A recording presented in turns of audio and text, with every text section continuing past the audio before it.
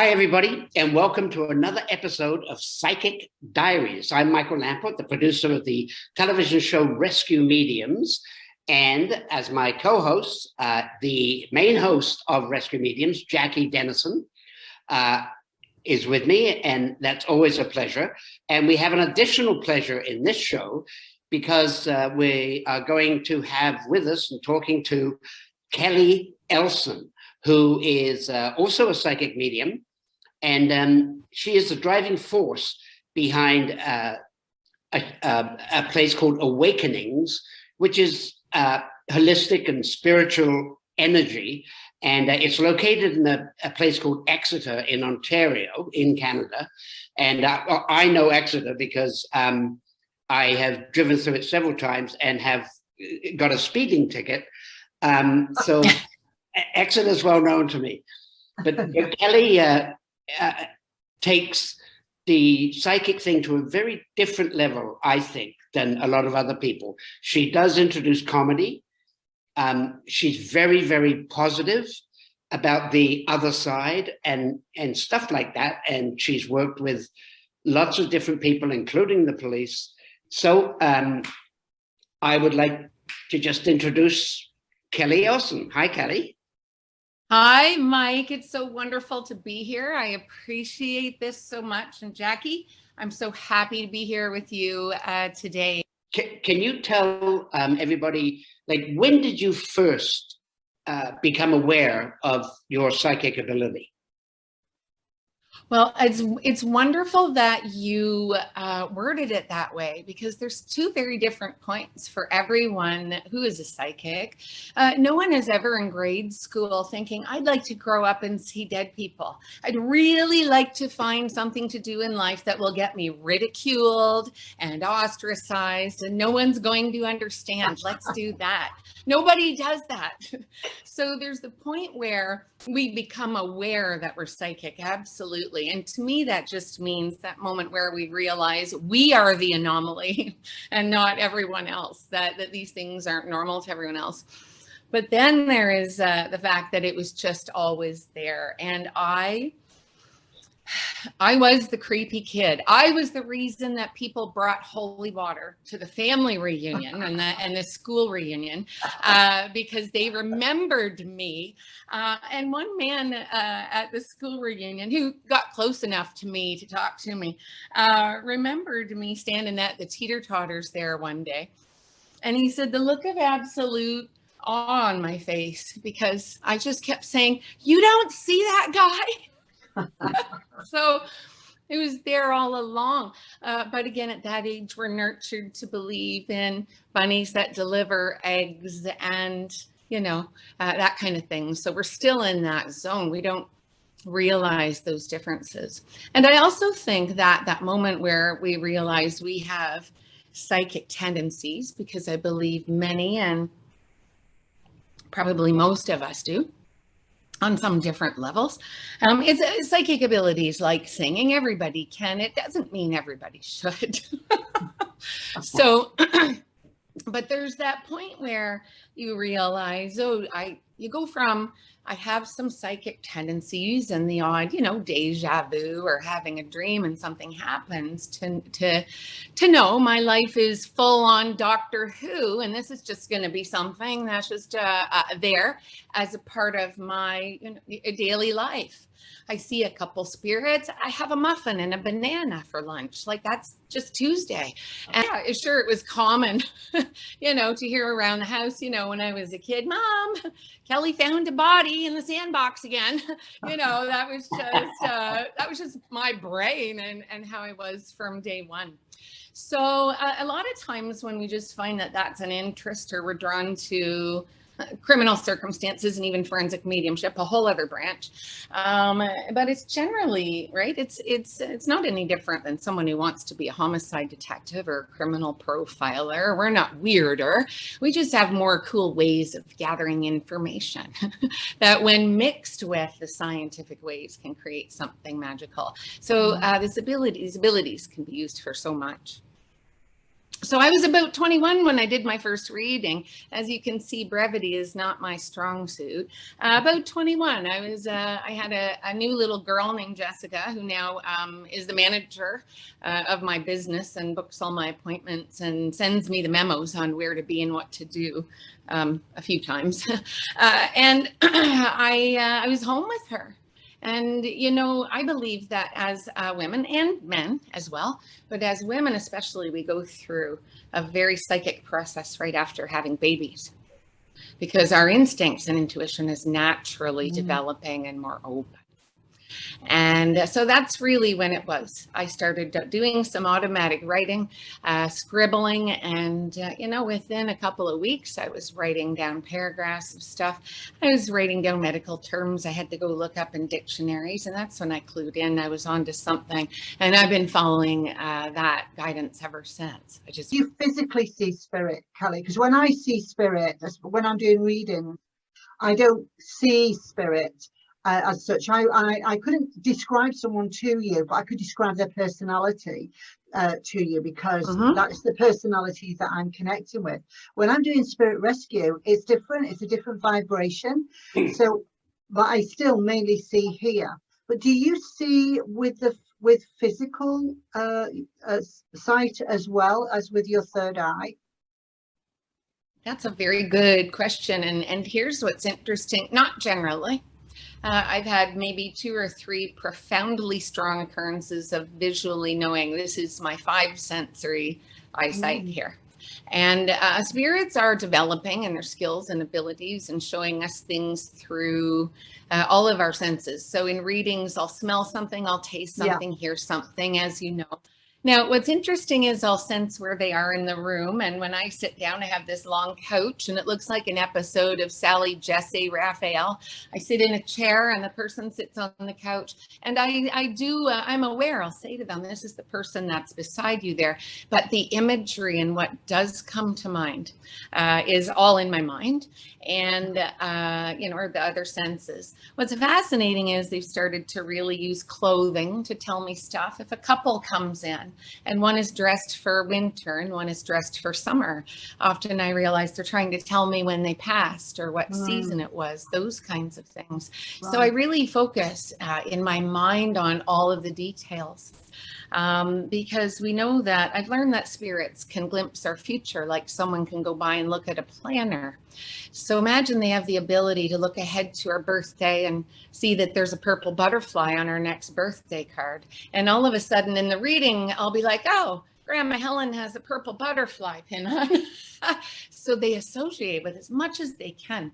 So I teach my students to really focus on a lot of the stuff that didn't or doesn't make sense, because it's usually stuff they're picking out of the quantum field of probability and giving to us like a scavenger hunt list in a reading. So no, I don't see them with my eyes always. Little sparks have been showing up, movements, things like that. And don't think I'm not working on it. I'd love to get that way. Jackie has spirit guides. And do you use a spirit guide? Do you have one or several? Well, I know of one that's there, and it's quite a fascinating dynamic. My paternal grandmother was this little kind of a French Cree lady from Peace River, Alberta. And my grandfather portaged out there to avoid the draft. That tells you a little bit about that side of the family. Anyway, and he brought her back here and settled back here. Now, of course, my dad was much older when I was born, you know, so this woman was like, she died in 1951, but she died in 1951 in the London Psychiatric Asylum. And all I'd heard growing up, because I wasn't born until 71, was, you know, that that there was an element of, you know, that she heard and saw things and experiences like that. She is one of them. She is definitely one of them. You'll notice in all the work that I do, I did a web series called Haunted Things. There's a picture of her in the background. There's a calendar I did to raise money where I dressed as a 1920 psychic, and there's a photo of her in the background. So there's a beautiful little native lady who had been forced, she lived on a reservation and had been exposed to Catholicism. So she struggled with her own demons. And I'm glad to say she's living vicariously through me, now. But, so it's okay for us to embrace this openly. And when I decided to really, add the humor, Oscar Wilde once said, if you're going to tell people the truth, you'd better make them laugh or else they'll kill you. And I thought, well, I'm just going to become too cute to get burned at the stake. Right. So what I'm saying is that I know her energy is there, but guides definitely do come and go. And there have been spirits that I have helped, namely one whose his name is Cleet, and I inadvertently told his family where he had gone to privately take his life. After that happened and I worked with his family and became an honorary member, I was at all the weddings and everything, because in the midst of this horrific loss, there was this weird miracle that he showed up to this woman and told me where to find him. And every once in a while to help me, mainly to give me crap if I'm not listening or something. He'll just come in and be like, no, you need to go left instead of right. So his family doesn't have to be anywhere around. And I've started to understand more and more that spirits, they exist among us here all the time. They're just faster. They're like an internet station. So they're not in a separate place. They're just quicker than we are. And I had a woman one day message me, and she'd had a lady go by in her hallway, and she'd thought for 6 months about what that lady wanted. And when she finally messaged me and she said, what did she want? What's the big meaning? And I said, I think she wanted to pass by and go down the hallway. So that's how normalized this is, right? For me, is that, more and more, they are in the produce section at Zehrs. And I can get away with talking out loud to them now, but I encourage other people not to go that route yet when they're out of the house. So, but as for sitting down to do a reading and being aware of a specific one each time, or always having that awareness, no. But they do come forward at times. And I've had other psychics who have passed away come forward to help me. There's a psychic that passed away who used cards. And whenever I see tarot cards, I know she's coming in to help. Now, you mentioned your... the show that you do, Haunted Things. Yes.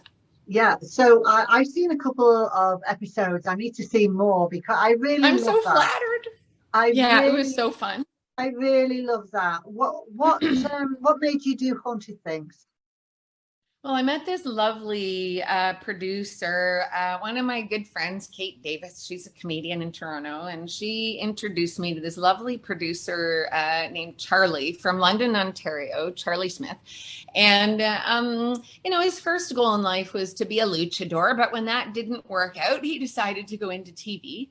And we just got connected. And, it was one of those, like the first time we met, it was just one of those things where you just couldn't stop doing this. And again, Charlie had a few elements to him that were connected, but he really believed in the work. And he really, when he met me, he said, I don't want to change anything about you. Right? I like the way you are. I like the way you're not flashy. I like these things about you, and let's see what we can build around you. Mm-hmm. So we had thought at first about, the Antiques Ghost Show, and about a day before filming, Charlie realized that was a thing that had been a show somewhere in the 70s. So we came up with Haunted Things, and I loved it. And I had something fascinating happen that I wasn't expecting. About a week before filming, I had a bunch of premonitions. They just came to me. And one of them was Nosferatu, which is Dracula. Right. So that's fascinating. You'll find that in the videos there. One of the film crew ended up being a descendant. Oh, wow. Yeah, so they started to connect to all these things.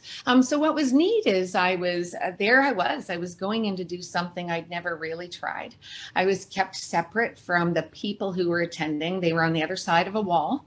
So I tried to see what I could before I met them. Then they came in with the objects, and I read the objects. And the very first one, I had this feeling to take a skeleton key and a leather bound notebook. And if that wasn't the items that he pulled out, and I had them on set with me, and I pulled them out, and you know, there's again the benefits of listening to your voices. And Spirit's just trying to move through us to shock people. That's what it is. They want to checkmate people's brain, not so they'll think I'm amazing, but so their neural pathways will expand and they'll say, okay, this is possible. So I loved it. I loved the challenge. And there's something interesting about that weekend when I was filming that I used to help people understand synchronicities. I've had people say, well, there's always been cardinals, or, well, yeah, I found a feather. It came out of my down pillow. That weekend, I was a little nervous. I admit it. I get a little nervous. And I remember my guides asleep the night before showing me white feathers like falling from the sky. And I'm like, oh, okay, sure. I'm going to be in Toronto. I'm going to see random white feathers just falling from the sky. Well, I did. On the 401, thousands of them coming at my car and flying by. Well, of course, it was a chicken truck, but that's not the point. The point was, they said, when you see this, you need to remember you're on the right path. And that's the other thing we can do with symbols from the other side, is we can get so attached to whether or not it's meaningful to us or sentimental to us, that we can forget that, no, they're just looking for what's going to be around you and what's going to stand out. And if we're traveling up Highway 8 and that's the number we're following, it doesn't have to mean it's our life path number. So that whole thing was fun. I loved the challenge of trying something I hadn't done. And another idea that came up there was to, take a psychic out to different areas where there were events, Civil War battles, and take a scientist with and measure the brain waves. I was excited about that one. Because as you know, right, I'm a little bit of a science nerd, and anything that, again, will help people understand it more is okay in my books. So it was fun. That poor film crew had everything break that weekend. Their batteries were draining. They had to take their batteries home. And we weren't in some haunted, plantation building. We were in downtown Toronto. So I interviewed them about that too, about, how'd that feel, having all your stuff break. I offered to help them pay for batteries if I ever worked with them again. I like what you say at the beginning of the show, and I've actually written it down here because I think this is great. You put that the dead are not here to say goodbye, they're here to say hello. And I love that. I think that I love it too. Awesome. Yeah. Yeah, I love it too. And sure, they show up in readings, and there's a lot, as a lot of beautiful healing and that goes on the other side too. It's for everyone. But then they want to continue on creating an ongoing real-time relationship with us. And I see them doing it all the time. That's what they're doing when they show me things for people to watch for. So for months I started to see crown symbols from the other side, saying, when you see that crown, I'm there. When you see the crown, I'm there. And I've gone through it all. Is it the Queen? Is it a legion? Is it? But I came to recognize that that's the hallmark symbol. So what the other side had figured out, because they work together. Oh, they're cheeky. Oh, yeah. They work together, and they figured out that that's a symbol that's going to have high probability of being in a lot of special occasions and around when they want to let us know they're there. So they started using that.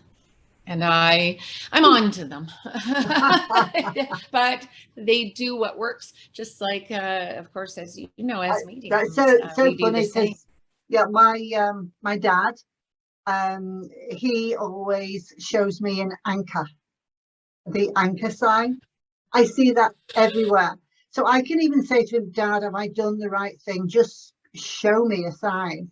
You know, I can, you know, look out into the street and there's a little boy running towards me. He's got a massive anchor on his t-shirt, you know, and it's okay. I've even seen anchor confetti. Somebody was getting married and there was anchor confetti. What? What? Yes, it's powerful, and they're always looking to up the bar of the shock factor to us. They're always looking to up the bar, and I'm so glad that every day I probably still say wow or holy.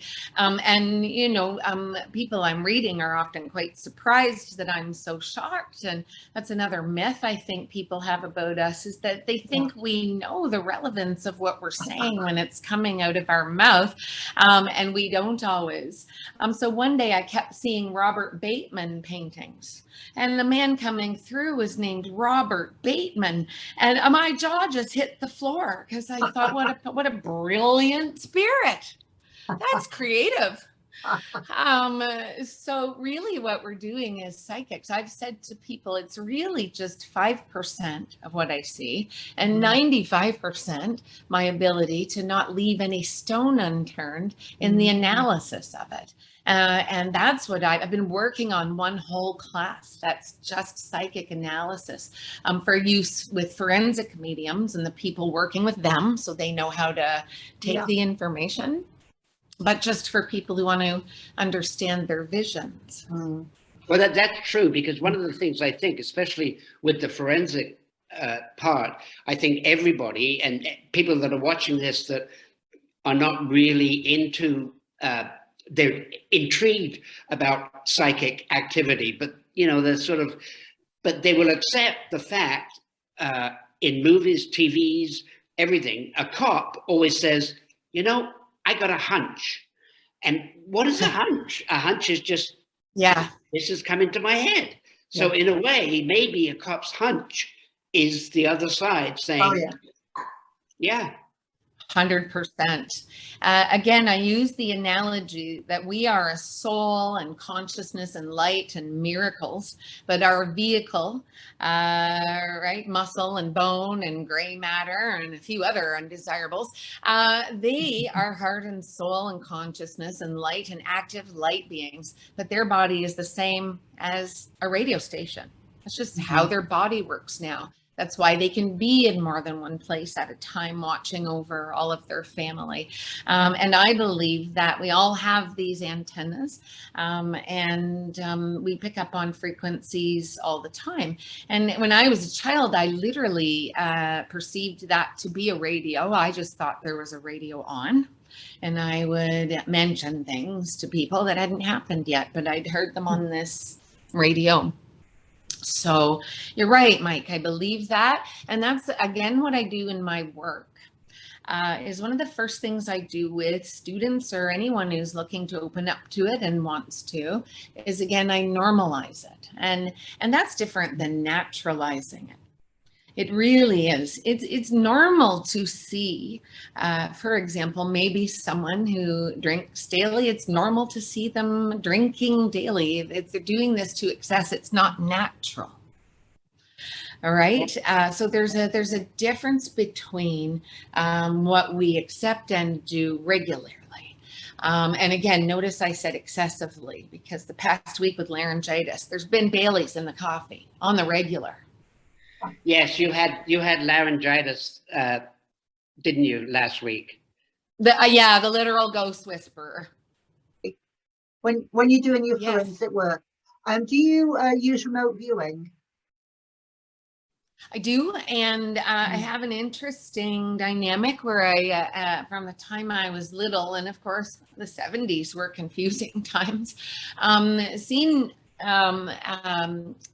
murders and violent acts, but through the eyes of the perpetrator generally.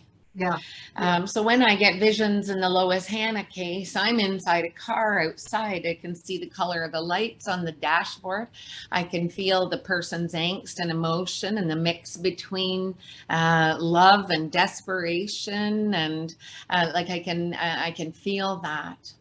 And one time during a remote view of a current, like a murder that had happened, and they had not arrested the young woman's fiance yet, I started to feel like I was having cravings for beer and drugs, and I don't have cravings for those and daily. I don't use any of that to a point where, so I'll feel, and I go right into them. So I visualize it like that, like a satellite.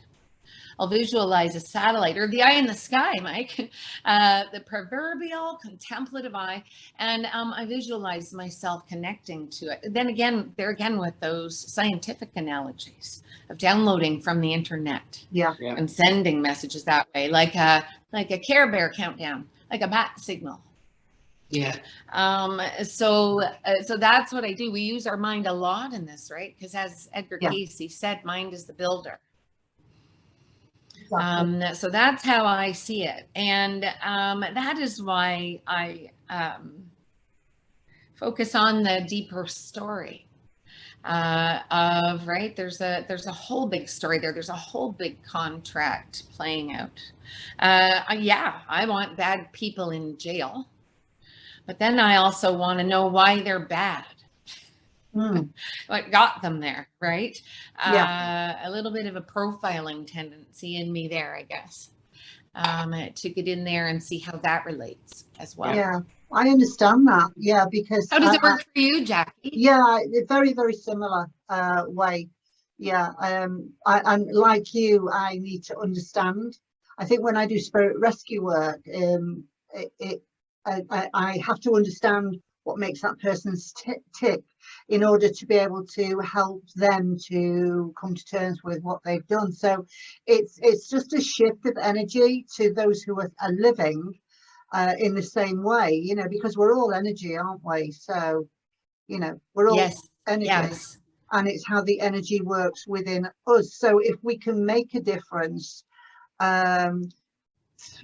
through, you know, whatever way, to make sense out of that energy as to why that person has done the things that they've done, surely that's got to help them to know that, you know, this is not the right thing to do. This is, you know, I need to move on from this. I've done something terrible. It's a case of owning it, really, isn't it?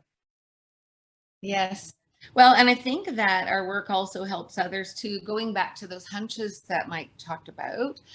Just in my understanding and how I teach is that there are 7 basic, I think there are infinite senses, but instinct is in the gut.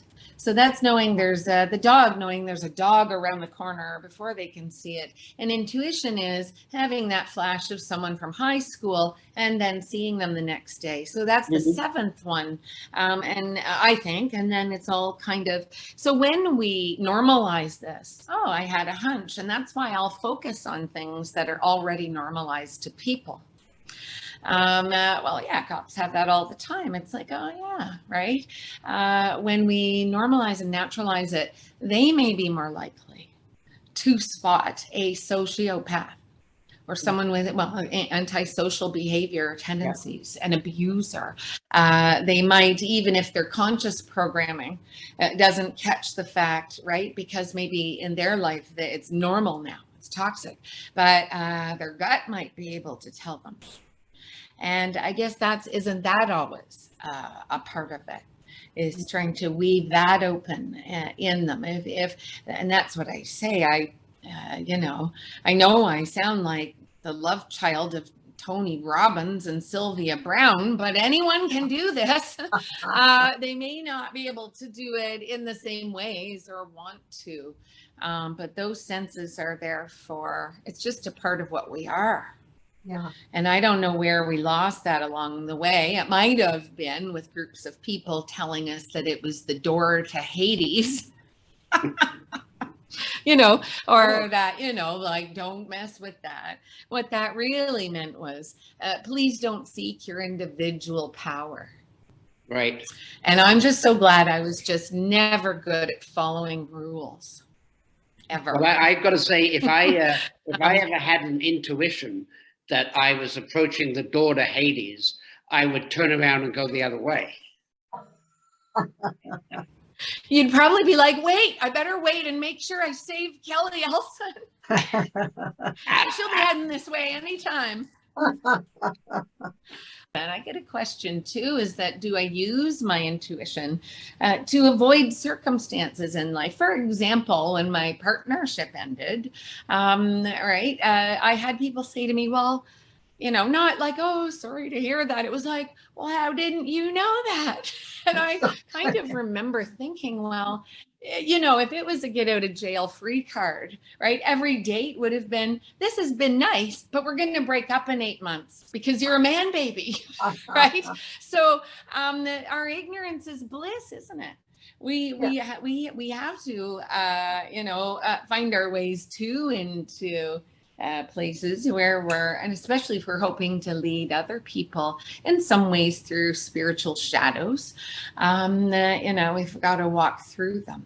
So, but that's one of the funniest things I've had is those questions about, how did you not, see that for yourself? Yeah. And it's like, what kind of a teacher am I if I never have anything bad happen or know what it's like to, learn and grow. Experience that, yeah. So there's my disclaimer for all the silly stuff I do. Well, not all of it, because you're also a Reiki master, aren't you? And you are a hypnotherapist as well. Yes, I absolutely. So I took the clinical hypnotherapy probably 20 years ago because, again, I was interested in teaching the psychic development. And one of the first things I did that were my stumbling blocks before I knew what was going on. Because like I said, I wasn't interested really in a lot of what was out there, to be honest. In the early 90s, right? We had JoJo's Psychic Alliance and Dionne Warwick and friends, and nothing against that. But it wasn't really helping it move toward a science or something that was going to become even an attainable or even palpable way of things. So I kind of rejected the mainstream at first. And so what I really did was I thought, what could I do to help people overcome these limited concepts of themselves? So when I messaged the professor at Fanshawe who was teaching the class, I said, could I use this to, maybe help people bypass limiting thoughts about confidence and personal capabilities in a transcendental kind of a way? He said, oh yeah, you can help them hop right over it. So I was in like Flint. There I learned how to work with people for, smoking cessation, which helped with me down the road because I was full on a smoker for years. But that's not why I sound like Marge Simpson today. That's full on verifiable laryngitis. So I enjoyed using that. But, when you're a greenhorn, you make mistakes the odd time. When I managed that beautiful Spawn Bay field that you came to, a woman had come in over the lake. She'd sailed in with her husband, and there'd been all this rough water, and she was scared to get back on the boat to go back home. So I'm hypnotizing her and I'm reading a script. And you know what it said in the script, of course? A big wave of relaxation is washing over your whole body. By the time I got done, I thought I should pay her. She's going to need therapy after this. She's going to be traumatized. Anyway, I've evolved since then. And of course, I use the clinical hypnotherapy and have for years for past life regression. Yeah. I started to use it for some quantum healing, kind of like magic school bus type stuff where there's different techniques. There's techniques where you can take someone into a hypersensitive space. So you don't really count them down. You get them to imagine that they're going up, and it's a whole other area of working with activating areas of the right cortex, which, as we know, is the psychic side. And with the Reiki, well, it's just the most profound and beautiful practice that I'm just so glad that I engaged in. I've used it through my whole psychic career, in terms of even the understanding of the chakras and where information emanates from people's central nervous systems when they're in the room. Because I do tell them that's what, and as with you, each reading contains two things. There's mediumship, and there's this current energetic read of their life. And I like to compare it to meteorology, where we are all just condensed energy and weather systems. And in meteorology, we look at those current conditions, and then we can see where that's very likely to move.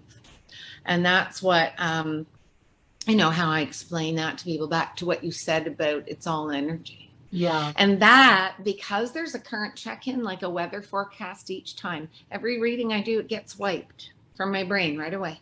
Yeah. Someone can come in the 8th time. Please know that about me. I'm not a rude person. The minute you leave, they wipe everything I know about you. Because if you come back to me in a year, you don't want today's weather forecast. No, and if exactly. I have memories of you, that's what that is. It's old data. I think it's amazing that you, not only do you bring wonderful humor and normalcy to the psychic medium world, which people are sort of wary of, people that aren't believing in it, and you do normalize it, and you bring, like you just said, you bring science into it as a great analogy too. I mean, I think that's amazing. I have to. I think I did that for myself because of, again, my family history of mental illness. And I came to understand, we need to understand that mental illness is very real. The voices are not always Aunt Helen, and that is not to make fun. It's very real stuff. But we do walk a fine line. Because Jackie, imagine if you or I woke up tomorrow and had all the stuff happen that we have happen on a regular basis, but didn't know we were psychic. Can you quite imagine how long it would be taking us to make that phone call and say, I am not okay, right? I'm just seeing death, and it's a fascinating, and I understand why conventional systems want to keep that line very clearly drawn in the sand. But I also read psychotherapists, medical doctors, people who work with sometimes and often death, who are very left-brained, conventional people who have experience. And they know the people they're with are having experiences. Well, that's it's all amplified. And not being the one of the three of us here that is not psychic, you saying to me that I wake up tomorrow morning and go like, oh my God, what the is this? It leads me into my nightmare tonight. So thank you. That's right. Yeah, that's right. Hey, yeah. So that, I believe that's important. So I think I initially sought a bit of a true or a scientific, analogy, parable. I guess initially that was for myself, because as I've said to them up there a few times, don't you dare hang me out to dry. I'm the one putting my butt on the line out here. I'm the one walking up to Leanne in the produce section and circling her like a shark and risking getting security called on me because her sister's been, following me around since the meat section. They need to bring it. I need receipts and deets and they do. They do. They more and more I see they just want to help us. And the pandemic changed things. Oh yeah, it did. It changed it. They're stronger now, and we're more receptive. Good. I think more people are open though now, and people are wanting answers and wanting to know, what happens when the physical body dies. Where do we go to? What happens? I found that with clients seem to be that's more of a question that they have now that they didn't have before. Right. Yes, absolutely. And, nothing like a good existential crisis to clear things up for us a little bit, or seemingly throw us into chaos for a little while. But the amount of people I've seen following their dreams now, Yes. retiring now, buying that classic car now, doing things now, people who ended up retiring a couple of years early, all of that. I love chaos. And not the part of, going around in it and being in it, or uncertainty. Our human side has to be human. But I love seeing where things land and what miracles can come out of it. So if we want to get a certain house and we don't, isn't it exciting to think that the universe just knows there's something better? Yeah. And I had someone ask me, what if you believe this your whole life and it's not real? And I said, well, I'm going to give you a second to think about that. Because if when we die, we really just die, I'm not going to be around to realize I was duped. Let's just get that one out of the way right away. But a big myth about this is that people work with mediums or believe in mediumship because we can't handle the finality of death. And I argue with that. Tell me that any parent sitting across from me who's lost a child isn't dealing with that finality. But what this is about is our birthright to find our ways to perceive what answers bring us peace and balance while we're here. Yeah. And so I think of myself often, I want to be the teacher that sets people free to find their truth. And if some of the things I present them with give them tools to get them there to that, then that's great. I hope for diverse truths. I hope that every student I teach surpasses me and then tells me their secret. You're a very, very positive woman. Oh, yeah, absolutely. So what do you want the future to hold for you? Where do you see Kelly Danger Elson going next? Oh gosh, I forgot that was going to be up on the screen for everybody to see. So private joke. Not so private. Nothing is hidden. Some future work, hopefully with you. Yes. And Mike again. I know. We were technically separated at birth. We know it. So part of that. And the other is one of the things the pandemic did for me. One of the ways it gifted me was that I realized that, I came from an era, and so did you, where we recorded our readings on cassette tapes. And so I'm just through my classes, I teach them. And all of a sudden, when no one could leave their homes, people were home and they didn't know what was going to happen. And that's a perfect storm for wanting to talk to a psychic. And I had so many people asking me if my classes were available online and what I had. And I didn't have any of it. I had my website's kind of been in a little bit of inertia for a few years because I'm just going to do the reading. So I'm focused on that. And really, I've made jokes for years that, when I was younger, I sure could have used a Hogwarts. And I'm pretty sure it's going in that direction. I'm going to create an online school. Now, you remember dear Jolie? Yes. My daughter. She's 21 now, and her and I have started. We've written a Reiki 1 class for kids. Oh, brilliant. So, yes, so she's been apprenticing with me, and she's as you know, like she's always had it too. Again, normal for her. We're around the breakfast table. Mom, I had a dream. Someone wrapped some rocks around my legs and dropped me to the bottom of the lake. I'm like, all right, sweetheart, we'll talk about that after breakfast. Here's how you.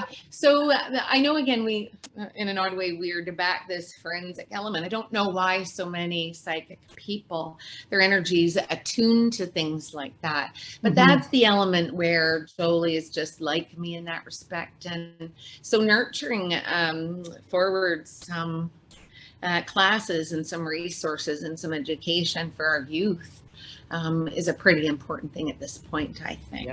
Yes, for sure. Yeah. And on that note, we would like to say thank you so much for today. This has been awesome. We've been trying to get hold of you It since has, hasn't it? I don't know when. That's great. Thank you so much. Thank you so much, Kelly. I love you Bye-bye. guys. Thank you. Bye. Love you.